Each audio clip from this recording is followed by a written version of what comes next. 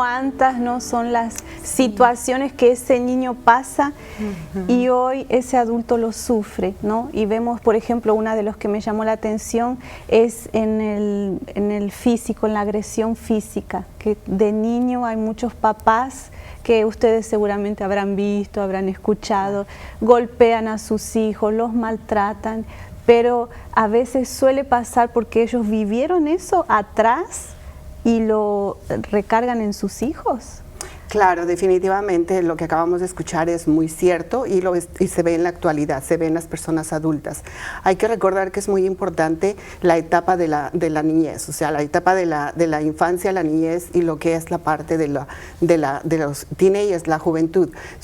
En estas etapas, cuando nosotros tenemos estamos presenciando, viviendo un tipo de violencia, cualquier tipo de violencia que se vea en la casa, las actitudes de nuestros padres, cómo se comportan entre ellos, siempre eso va a ser un reflejo de lo que nosotros vamos a llevar a cuando somos adultos, y por eso se dan todos estos casos como es de enfermedades físicas, todo lo que vimos, esa inmadurez para poder confiar. Eso sí es muy importante, estas 3 etapas en la niñez, porque eso es lo que va a reflejar cuando seamos adultos.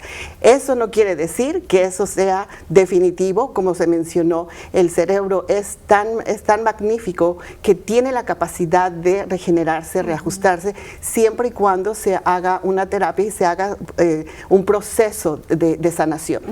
Todo es un proceso, ¿no? Exatamente, e é muito importante, não? Porque aí hablamos, não empezamos de la niñez, claro. La importância de, como se diz, identificar, não? Como que a mamãe ela pode identificar que o ninho está ali passando por um trauma, Miriam? Por exemplo, aí temos várias situações, não, que hoje vamos estar abordando aqui, mas um exemplo, quando há um câmbio, por exemplo, de país, por exemplo, não?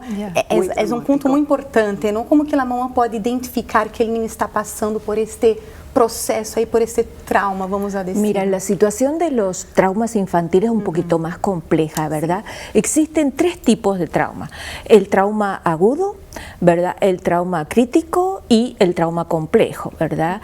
Aquel que es agudo es algo pasó, como tú dices, nos tenemos que cambiar de país, donde el niño no estaba preparado para eso, ¿verdad? Entonces ese tipo de trauma va a tener unas consecuencias diferentes. Es como un accidente, puede ser un accidente, la muerte de un padre, la enfermedad de alguien, algo que pasó súbitamente, empieza y termina, es un evento el que lo ocasiona, entonces va a tener distintos tipos de tratamiento.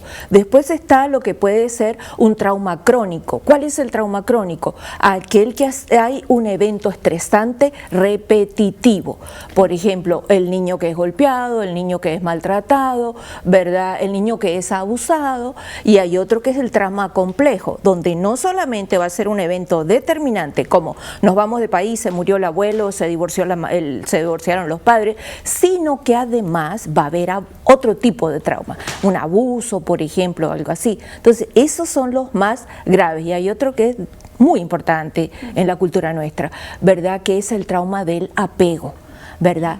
El trauma del apego es grave porque es el trauma al que te somete aquella persona que es la que te tenía que cuidar, ¿verdad? Ya sea tu abuela, tu abuelo, tu tío, tu papá o tu mamá, y ese trauma sí es grave porque bueno, todos son graves, ¿verdad? Sí, sí. Espérate, todos son graves, pero ese es muy frecuente en la cultura nuestra, lamentablemente. E uma coisa muito importante, como não podemos pensar assim, esto não passa nada. A importância da mãe, da madre, do padre, ter como o apoio, não? Porque às vezes o niño quizás chega falando alguma coisa para a mamã e ela disse, não é para tanto, não passa nada, pero para o niño, claro. Por eso te hablé de los distintos tipos de trauma, porque imagínate cuando es la mamá la que ocasiona el trauma. ¿Te das cuenta? O sea, no solamente que es una persona que va a tener que participar de una recuperación, sino que además es la persona que lo está ocasionando, ¿Cómo lo puede estar ocasionando? Es la mujer que agrede, porque estamos acostumbrados a cargarle la culpa al hombre. El hombre es agresivo, etcétera, etcétera. pero la madre que está frustrada descarga en el niño todo el tiempo, con descalificativos verbales, con agresiones físicas, o simplemente, como son muchos hijos, son anónimos, no tiene una relación emocional, y eso también forma parte de un trauma, porque es repetitivo la negación de que existe. Son 9 hijos, son 8 hijos, ¿cómo puedo tener una relación individual con cada uno? Es difícil. La madre es determinante en esa situación. Tiene el papel importante, Yes. ¿no? Tenemos ahí una imagen que habla de los impactos de las heridas emocionales, a ver si nos pueden poner ahí, y ahí habla, ¿no?, de lo que estábamos hablando: herida de abandono, herida de rechazo, de traición, humillación y de injusticia.